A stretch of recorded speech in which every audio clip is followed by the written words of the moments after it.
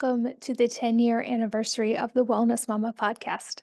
I'm Katie from wellnessmama.com, and it has been such an honor to get to have these conversations and to share this space with you for the last 10 years. I cannot believe this is the 10-year birthday of this podcast, and I'm so grateful for all of the incredible people I've gotten to have conversations with thanks to this podcast and for all of the amazing feedback I've gotten from you guys.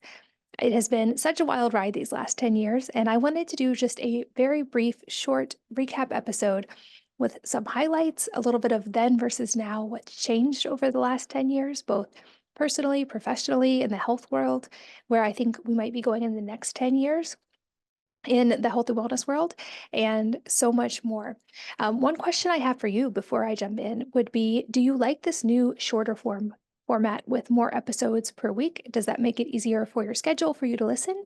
Or would you prefer to go back to fewer, longer form episodes? I'd love your feedback. Feel free to leave a comment on the blog post for this podcast or reach out to me on Instagram and DM me. Or I always love am so honored by your ratings and reviews. I do read every single one of those. So if you want to share feedback there, I would love to read it. So a little bit of brief recap, then versus now. So on a personal level, 10 years ago, I had one less child than I have now. I was looking through my photo memories and realized that 10 years ago, I got my nose pierced for the first time and got my first tattoo after thinking about it for a decade. And I now certainly have more than one tattoo. 10 years ago, my oldest child was 7. Can't believe he turns 18 this year. And my youngest child is now 8 years old, which is hard to fathom. And 10 years ago, my life was T-ball and martial arts with the kids. And now it is track and lifeguarding and tennis and gymnastics with the kids. One thing that has been a constant is, of course, motherhood, but I feel like how I think about motherhood, how I act as a mother has shifted so much, and that my kids are my greatest teachers in this lifetime by far. Um, and I will speak more about this in the future, but the way I think about motherhood is shifting quite a lot. And while it's always been my priority, I'm feeling the need to really have that reflect in how much time I spend a lot of time with my kids, but I so much enjoy their ages right now and realize how little time I have left with some of them. And so they are becoming my absolute time priority in many ways, which may shift some things in Wellness Mama a decent amount. And I will keep you guys posted on that. But especially now being a single mom and being sort of the only parent with them most of the time, I really want to prioritize them and really savor these moments before they are grown. That statistic that we spend over 90% of the time we will ever spend with them before they turn 18 is really sobering. And I just want to make sure that I prioritize that while they're still at home with me. Also, for me, 10 years ago, I was still trying to get a correct diagnosis for what I would later be told I had Hashimoto's, and now I no longer have. But I remember so much being in the thick of that and feeling that frustration and that helplessness of not being able to get answers, not knowing what was wrong, and deeply knowing something was wrong. And quite the journey it has been since then. And also 10 years ago, I had just been to my first business and health conferences and found other people in the world who were on similar paths as I was. Also around that time, I sort of picked people that I knew on the internet and decided that they were my people and my friends. And we formed what we call the Blogging Family Mastermind, because many business events, they didn't want you to bring your kids. And I even remember being at one and having a nursing baby and that not being okay, even though she was being very quiet. And that was sort of the inspiration for creating a mastermind where not just kids were okay, but they were actually required and welcomed. And so we met in various places, rented a huge house, and all of our families descended upon this one house for up to a week. All of the kids got to play. I think collectively at one point there were over 20 kids. And they built villages in the woods. They formed lifelong friendships. Now my oldest flies out of state multiple times per year to see his best friend who he met through this mastermind.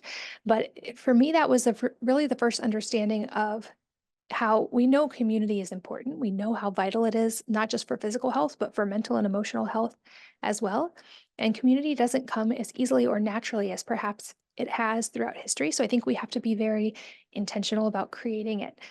And so this was literally my first real try at doing that, was picking people in the world who seemed aligned, who seemed like great people, and just claiming them and saying, let's create something together. And I think we can all do this in small ways, even with just people in our immediate proximity where we live, creating a community, whether it's just potluck dinner parties or meeting up at the park or some in-person proximal community can make such a big difference. And I'm so grateful in hindsight that that formed. What's even more amazing is that now most of us live in the same area, so we get to see each other much more often. We've built a literal kind of community here.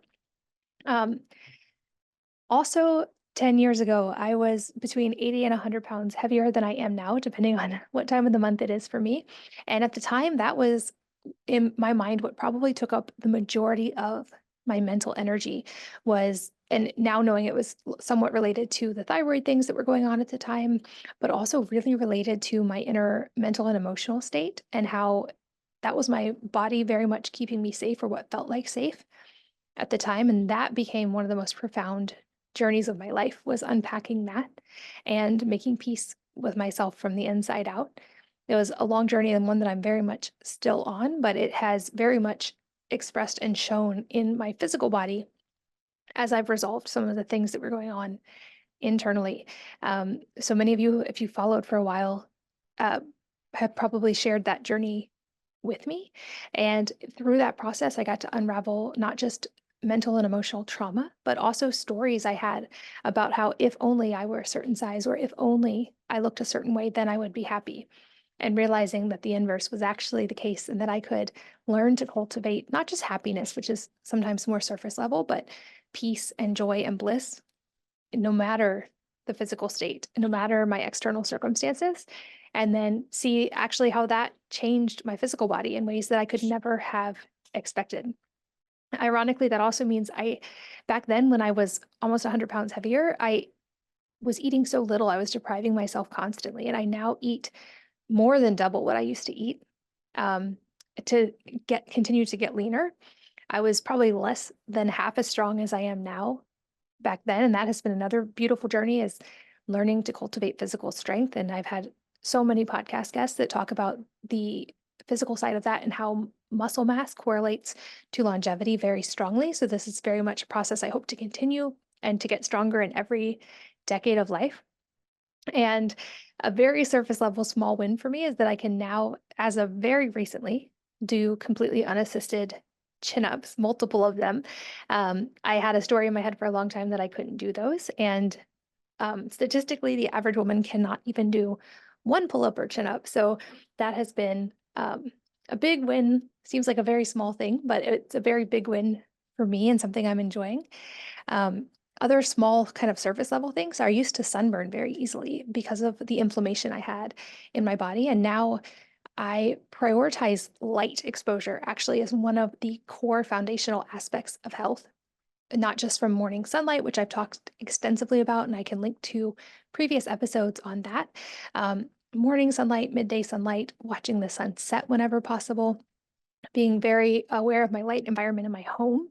But I would say sunlight is one of my biggest health hacks. And I've said it before, but I'll repeat here just in case you haven't heard these episodes, that when we see the sunrise or the sunset, we are getting natural exposure to the same spectrum of red light that we pay so much money to buy red light panels to get in our home. And it's available for free every day at sunrise and sunset. And I think that one of the most profound things we can do for our health is to get our biology in alignment with circadian biology, with the light environment of our planet. And so, whenever possible, we can watch the sunrise, watch the sunset, especially with gratitude, and then get that bright midday sunlight, even for just a few minutes, for all of the important signaling, electrical, chemical, biological signaling that happens so far beyond just vitamin D. That's only one tiny little part of it. I've noticed profound changes even in my lab results from really prioritizing that. Um, Also, 10 years ago, I had not begun to delve into something I've now talked extensively about, which is the mental and emotional side of health. And I completely ignored these pieces personally for a very long time. And I tried to systematize and literally spreadsheet all the physical aspects of health. And while I do think those things are profoundly important, none of that worked to the degree that it could have until I also addressed the inner side. And I know you guys might be tired of hearing me talk about this, but it was so impactful for me. I feel like it can't be ignored, and it's obviously going to look so different for all of us. But we even know from the science side now how nervous system health relates to so many aspects of physical health in really, really profound ways. And so I think to the degree that we can create safety in our bodies, in our environment, in our emotions, we see the benefits of that in our physical health in a deep way. And also looking back through my photos from 10 years ago, I also remembered how deeply uncomfortable I felt and how deeply I felt the struggle of this kind of contrast inside of me of as I was delving into this research, trying to figure out what was wrong with me and wanting to share it because I was finding things that were helpful. I felt such deep imposter syndrome and so uncomfortable because I hadn't yet figured it all out. And because my body didn't reflect yet all the things that I was learning and how much mentally, how hard that was to be in health environments and not feel like I had all the health dialed in. And a little bit more on the professional and the wellness mama side, um, I feel like I had a lot more of a fear mindset 10 years ago. And part of that was a reflection of where I was at the time as I was learning things that I wasn't taught growing up or that weren't at the time common in the health world. I felt the need to write about them in sensational terms. And so I wrote posts like how grains are killing you slowly or uh, how plastic is poisoning the environment. And while there are certainly, I believe, elements of truth to that, I hope that my writing style and my mindset has shifted into still accomplishing the same results, but through focusing and choosing the good versus being afraid of the environment. And I think this is something I would most like to be part of shifting in the next 10 years of this podcast or the platform or wherever it goes. And I think we are seeing this in a very large way right now, but shifting away from fear of into a choosing of the good and focusing on the positive. I saw this in myself when it came to health and even diet. Instead of being afraid of foods and trying to restrict myself to lose weight, I learned to embrace and now ask myself the question often, what would my body love? And I often get much better answers from that than I ever did from a spreadsheet or all of the double blind placebo controlled studies I ever read. Um, Also, 10 years ago, I was just beginning to learn about the world of genetics and really targeted supplementation. It's now something I have spent hundreds, if not thousands, of hours researching and experimenting with on myself. And I think this is another thing that we might hopefully see a lot more of in the next 10 years is an understanding of really truly personalized health. We're now starting to get access in a much less expensive way to data that can give us insight here. And I think we're going to hopefully see this continue to grow and have greater access to it throughout time. But back, I think all of that for me 10 years ago, it was very focused on, even in my writing and even in blog posts on Wellness Mama, was avoiding the bad rather than building strong habits focused on the positive. And I now realize that for long-term health and for sticking to those things, coming from a place of choosing, whether it be choosing the most nourishing foods for my body rather than being worried about calories, whether it be choosing the sunlight rather than being afraid of whatever it may be, I think that's just a much more empowering place to come from. I also can admit 10 years ago, I worked way too much. And part of this was necessity, but part of this was also as I found all this information, it felt so important to share it that I would often put my kids to bed at night at 7 or 8 o'clock at night and then work for hours, well into the early hours of the morning, not get enough sleep, which is not good for health, of course. And I sacrificed sleep a whole lot. I don't regret that because I do feel like that information was so important and it was such a valuable part of my journey. But I think now I would hopefully choose to have more balance in my approach to that. And sleep is one of the things I non negotiably and extremely adamantly prioritize in today's world. I also feel like 10 years ago, Wellness Mama and my writing really reflected only the physical side of health and wellness. And I know you guys who have been with me for a while have sensed the shift and heard it in the podcast, writing more about the inner experience, the mental and emotional side as well. I know some people aren't as much a fan of that shift, and I have gotten some comments from people saying, stick to the physical health side of the science. But I just feel like those pieces, those puzzle pieces are so intricately connected that I actually hope we see a more widespread understanding of the interconnectedness of all of the parts of the human experience outside of just physical health. I think we'll see better results when that happens. And it doesn't have to be from a spiritual or mystical viewpoint, but just an understanding that our nervous systems, our biology, everything is so intricately connected that I feel like this is the next realm of holistic and functional health and understanding is being able to integrate all of those parts. And I think there are some incredible voices that are really starting to do that. And we're having access in a way that we never have before, even in the language I hear from just moms nowadays, and how differently we are parenting, how differently we are speaking to our children, and hopefully how differently we are speaking to ourselves. In the future, in the next 10 years, I hope that we see an increase in these things I've talked about, the personalization in community. This is something I think we've lost to such a deep degree in the last few years with everything that happened in society. And I think it is so vital. You've heard me say before, I think this is the actual commonality of the blue zones, is not what the exact amount of ounces of wine that they do or do not drink, or the food that they do or do not eat. It's the fact that they do so much in community and they statistically have very strong relationships. I think this is something we have to be intentional about and actually create in today's world often. And I think that is absolutely worth prioritizing. Um, I also recently was very influenced and deeply resonated with a podcast from Kelly Brogan on Reclamation Radio called Choosing Motherhood, which lines up very deeply with my experience right now of being a single mom and realizing that I have this very limited window with my children and prioritizing that as much as I can right now. Not being interested in romantic partnerships or relationships at this point, but really focusing on community first and foremost with my kids and then with other people around us and supporting their communities as they go through the teenage years. And so that is, I would say, my top priority right now. And that might shift how Wellness Mama works in the future for the next 10 years. We will see, because I have exactly 10 years left of having children under 18. Um, but on the note of community, I haven't talked about this very much publicly yet. So this will be the first time I really shared this.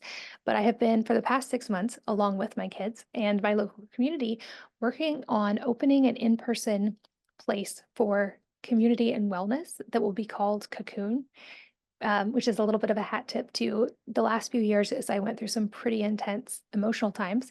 I said that I cocooned, and I think there's a beautiful metaphor there because a cocoon is actually the chrysalis phase of a moth, but it's where a moth or butterfly transitions into the butterfly form from the larval form, which looks very much like a worm. And the cool part here is you maybe have seen these graphics going around that we think that they just go in there and become these beautiful butterflies or moths, but really it's a process of what probably feels like death, and they completely dissolve and then come back. And so I wanted to create a space, especially after the loneliness of the last few years for so many people, an in-person place for community and connection and transformation. And so that is what Cocoon will be. And I'll share more about it soon. But if you happen to be in North Florida at any point, please reach out to me on Instagram because I would love to have you drop by the community and say hi. Or if you live here, please absolutely reach out. And I'll share more details as that becomes available. I will actually, after this podcast, be finishing up some final touches on a salt cave that's being built over there. There's a sauna, cold plunge, sound beds, biocharger, lymphatic, brain tap, so many things to really support and help. And then we're going to do them all in community. I also have a few more books that will be hopefully coming in the next few years, but those will come as they naturally come. I'm not going to effort those or take time away from my kids to write them, but I have a feeling that they will naturally emerge in the next few years. When I think back to, those questions they love to ask people when they graduate from high school or college, or ask people later in life, what would you go back and tell your younger self? Um, I feel like I could write an encyclopedia of things I wish I could go back and tell my younger self. And hopefully, these are some things that my kids will have a more solid foundation on, and they won't have to go back and tell themselves. But I think things like light exposure and how critical that is for health that would top the list. That was one I was not as aware of 10 years ago, certainly. Even though I did spend time outside, there are so many ways I could have optimized that. Um, Also, things like eating enough. I did not realize until years later how much I was chronically under eating for such a long time and how stressful that was for my body. So I would remind myself to try to overnourish myself, to eat as many nutrients as possible, to get enough protein, to send my body safety signals that I was not, in fact, living through a famine, even though that's likely what my body assumed for a lot of years. I would remind myself to ruthlessly prioritize sleep, which I am shamelessly very high maintenance about these days. I absolutely love that I go to bed very early most days, like 9:30, and that my sleep environment is something I prioritize from a time perspective, from a budget perspective, and from just an environment perspective. I have the ChiliPad Dock Pro that keeps my bed cool. I have blackout curtains to keep the light correct. I have a Jasper air filter, which is my new thing that I absolutely love. It makes amazing white noise and keeps the air super clean. I even now have an EMF canopy on my bed, but I feel like anything we can do to improve our sleep quality, since there's no effort required once we're going to sleep, has such a tremendous ROI. And 10 years ago, I wasn't even getting enough sleep, much less good quality sleep. I think figuring out those few things earlier would have made a profound difference. Yet I'm so grateful for the exact timing that worked out. I would also, of course, tell myself back then that, as all the metaphors say, the magic you are seeking is in the cave that you are avoiding, and give myself some of the tools I now use for the inner work, for the mental and emotional health side, and for learning to slowly integrate all of those parts, which I think, again, is a lifelong journey, but I feel like I've at least begun at this point versus 10 years ago. I would also tell myself sometimes it's subtractive, not additive. Maybe you don't need to add more supplements to the spreadsheet. Maybe you don't need to add more biohacking practices to your daily life. Maybe it's letting go of the things that you don't need. Maybe it's letting go of the busyness and the stress and all of the things that you're doing to an extreme degree. And maybe it's going back to the simplicity of nature and sleep and community and people. I would say now that I realize the real 80/20, the real minimum effective dose for us as human animals is light and sleep, dealing with stress, building community, and then only after those parts are dialed in are the nutrition and the supplements and the more targeted therapies are those effective. Um, I would also tell myself, me of 10 years ago loved to use the phrase, you were made to do hard things. I said that even to my kids very often, and I still believe that. But as my close friend says, I think it also requires an additional statement now. It's not that you were made to do hard things, but also that not everything has to be hard. That sometimes the answer might be more simple than you think. And that certainly simple but not easy was the case for me. And I would also tell myself of 10 years ago, something that a recent podcast guest, I don't know if it's aired yet by the time this one airs, but Dr. Courtney Hunt, who I recommend following on Instagram if you don't already, she says all the time, she says, see yourself well. And 10 years ago, I was not doing that. I was so focused on all of the problems, and that's where my mental space lived. And I think there is tremendous help in seeing ourselves well, not in a aspirational vision board kind of way, but in the experiential way of seeing in our inner experience what it would feel like to be well, especially what it would feel like to be well, and learning to get comfortable with that feeling as our bodies catch up with it. I also wanted to do a brief recap of some episodes that I've especially enjoyed over these past now over 800 episodes, over 10 years. And this was super hard to even narrow down a little bit because there have been so many incredible guests, and I've gotten to meet so many amazing people through this podcast. Actually, I would recommend all of the guests that I've gotten to interview. They've all been incredible, but some that I think especially would resonate in the way health is right now and that I would recommend especially. Like I said, I don't know if it's aired yet, but my episodes with Dr. Courtney Hunt, I really enjoyed her perspective on things. She has a wonderful way of uniting science with experience with practicality. And I will link to those if they are live, and if not, they will be coming soon. I'll link to her Instagram as well. I've also done a couple episodes with Molly Eastman of Sleep is a Skill. And as I mentioned, sleep is such a high ROI thing. I think she has some incredible tips. She's helped thousands of people improve their sleep dramatically, and even her own story of recovering from really severe insomnia. Her episodes were great. Matt Maruka, there was an episode hundreds of episodes ago about your light environment. I've talked about light quite a bit, and I really recommend his. I've also done several episodes with Dr. Gabrielle Lyon. I recommend those episodes and her book as well. She talks about something she calls muscle centric medicine. So she's an MD, and she really recognizes the value of lean muscle mass for all aspects of health, especially as we get older. And this is why this is such a big focus for me.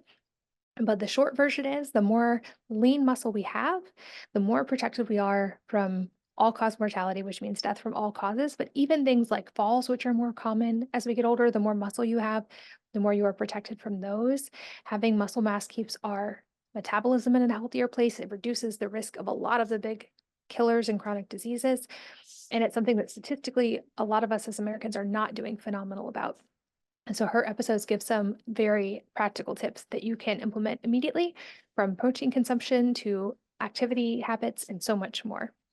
Episode 642 with the holistic psychologist. I love following her as well, and I'll link to her. But she really delves into an evidence backed approach to the mental and emotional side. And this is the work she does. And she has gotten very popular for good reason.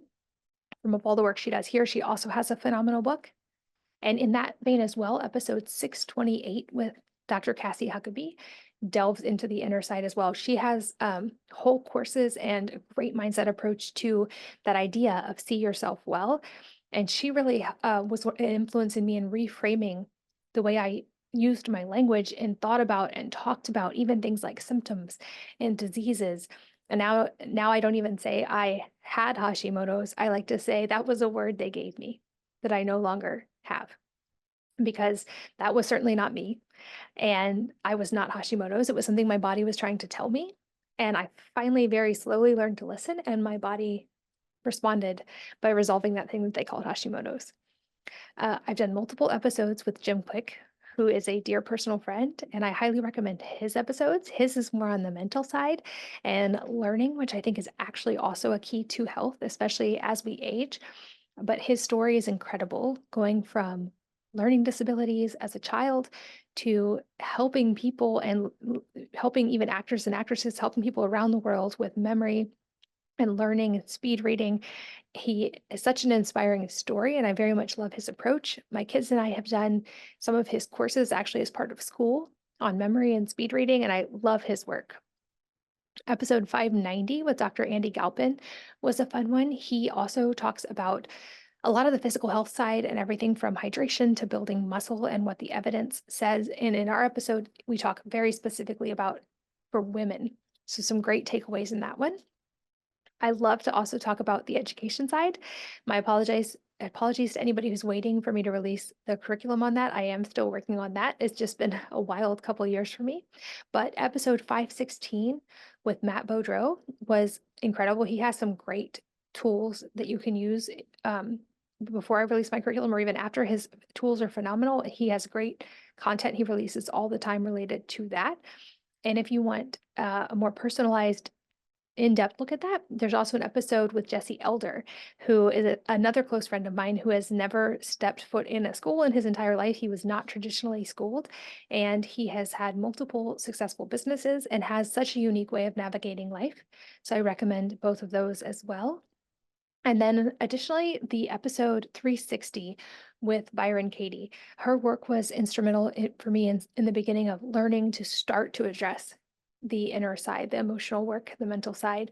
And I love what she calls the work, which she has handouts for that are available online. And she also, her books are phenomenal. So I recommend episode 360 with Byron Katie as well. And like I said, I wanted to keep this short because I so much value your time, but I wanted to just do a brief recap of what a wild and amazing journey these last 10 years have been, and tell you how grateful I am that you have gotten to share it with me, whether you are new and this is our first time meeting, or you have been here since the beginning, which for this podcast is now 10 years ago. I am so deeply grateful for your time. I do not take it lightly that you've chosen to share your only non-renewable, most valuable resource with me. And I hope that you will continue to share time together. Would love to hear from you. I really do read every review and rating, and you can also message me directly I love to hear from you and learn more about you. And I hope that you will continue this journey with me for the next 10 years, wherever that may take us. But I would love to get to know more about you. So please leave a comment or rating or review or respond so that I can get to know you better. And as I always say, for this time and for all of these episodes over the last 10 years, thank you so, so much for sharing your most valuable assets with me. Share your time, your energy, and your attention. I'm so deeply grateful and honored that you did. And I hope that you will join me again on the next episode of the Wellness Mama podcast.